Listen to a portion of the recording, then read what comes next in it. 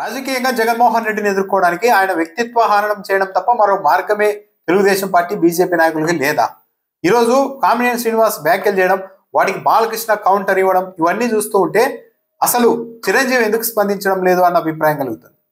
చిరంజీవి తన సతీమణితో వెళ్తే జగన్మోహన్ రెడ్డి దంపతులు సాధారణంగా ఆహ్వానించి భోజనం చేసి ఆ తర్వాత కారు దగ్గర వరకు వచ్చి జాగ్రత్తగా కారు ఎక్కించి పంపిస్తే, ఆ తర్వాత సినిమా వాళ్ళతో కలిసినప్పుడు జగన్మోహన్ రెడ్డి చిరంజీవిని అవమానించారంటూ ఒక పుకారును ఏళ్ల తరబడి చేస్తూ ఉంటే, చిరంజీవికి ఏమాత్రం ఇది ఉన్నా హుందాతనం ఉన్నా వాస్తవం ఏంటో బయటకు వచ్చి చెప్పాలి. ఈ ఘటన ఆధారంగా చిరంజీవిని అవమానించారు అంటూ జగన్మోహన్ రెడ్డి వ్యక్తిత్వం పైన విపరీతంగా నెగిటివ్ ప్రచారం చేస్తూ ఉన్నా సరే ఆయన మాత్రం స్పందించడం లేదు. చెప్పాలి, నిజంగానే జగన్మోహన్ రెడ్డి అవమానించారా లేదా అన్నది. ఇంతవరకు కలిసిన బృందంలో ఏ సినీ హీరో కానీ యాక్టర్ కానీ ఎవరు కూడా చెప్పలేదు జగన్మోహన్ రెడ్డి మమ్మల్ని అవమానించారని. అందరూ బాగానే రిసీవ్ చేసుకున్నారని చెప్తే, కానీ ఈ అంశం ఆధారంగా పెద్ద ఎత్తున ఆరోపణలు చేస్తుంటే చిరంజీవి స్పందించకపోవడం ఎంతవరకు కరెక్ట్?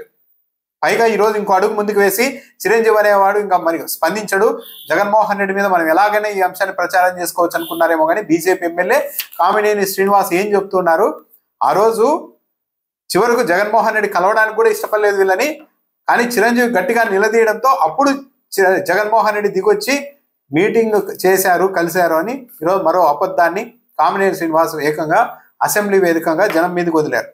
ఇక్కడ అదృష్టమో దురదృష్టం ఏంటంటే బాలకృష్ణ కోపం వచ్చేసింది. చిరంజీవి గట్టిగా అరిస్తే జగన్మోహన్ రెడ్డి దిగొచ్చారు అన్న అంశంలో చిరంజీవికి విపరీతమైన ఎలివేషన్ ఇచ్చినట్టయింది. వెంటనే ఆయన వచ్చేసి ఆయన అరిస్తే ఆయన దిగొచ్చారా, ఇదంతా అబద్ధం అంటూ కామినేని శ్రీనివాస్ చేసిన వ్యాఖ్యల్ని ఖండించారు. పైగా ఈ సందర్భంగానే జగన్మోహన్ రెడ్డిని ఉద్దేశించి సైకోగాడు అని మాట్లాడారు బాలకృష్ణ గారు. నిజంగా జగన్ సైకో వ్యక్తి, మర్యాదస్తుడు కాదా?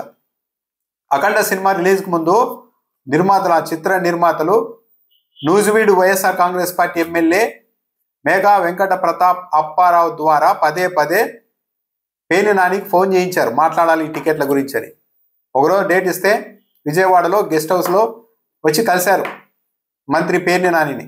ఆ సందర్భంగా నిర్మాతలు అక్కడి నుంచే బాలకృష్ణకు ఫోన్ కొట్టారు. ఫోన్ కొట్టడం అంటే ఏంటి, మిస్డ్ కాల్ ఇచ్చి వదిలేశారు. అదేంటని పేర్ని నాని ప్రశ్నిస్తే, లేదు మీతో మాట్లాడాలన్నా కూడా బాలకృష్ణకు ఒక ముహూర్తం ఉంటుంది, ఆ ముహూర్తం చూసుకొని కాల్ చేస్తారని నిర్మాతలు చెప్తే, కాసేపటి తర్వాత బాలకృష్ణ ఫోన్ చేస్తే నిర్మాతలు ఆ ఫోన్ పేర్ని నానికి ఇస్తే, అప్పుడు పేర్ని నానిని ఏమని విజ్ఞప్తి చేశారు బాలకృష్ణ, లేదు నేను ముఖ్యమంత్రి జగన్మోహన్ రెడ్డి గారిని కలవాలనుకుంటున్నాను, నాకు అపాయింట్మెంట్ ఇప్పించండి అని పేర్ని నానిని అడిగింది నిజం కాదా?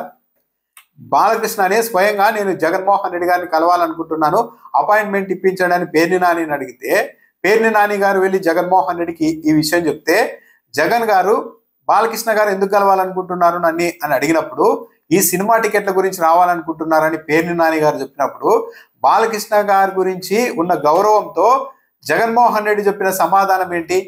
లేదు సినిమా టికెట్ల కోసం బాలకృష్ణ గారు ఇక్కడికి వచ్చి నన్ను కలిస్తే ఆయన క్యారెక్టర్ మీద నెగిటివ్గా ప్రచారం నడుస్తుంది, పాపం అదంతా ఎందుకు, మనమే ఏం కావాలో అడగండి చేసేద్దాం టికెట్లకు సంబంధించి అని జగన్మోహన్ రెడ్డి అన్నారు.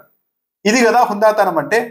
జగన్మోహన్ రెడ్డి సైకో అయితే, అందరినీ అవమానించే వ్యక్తి అయితే, బాలకృష్ణను కూడా రమ్మని రప్పించుకొని, చూసారా బాలకృష్ణ కూడా టికెట్ల కోసం నా దగ్గరకు వచ్చాడు ధరల కోసం అని చెప్పుకొని ప్రచారం చేసుకునేవారే కదా.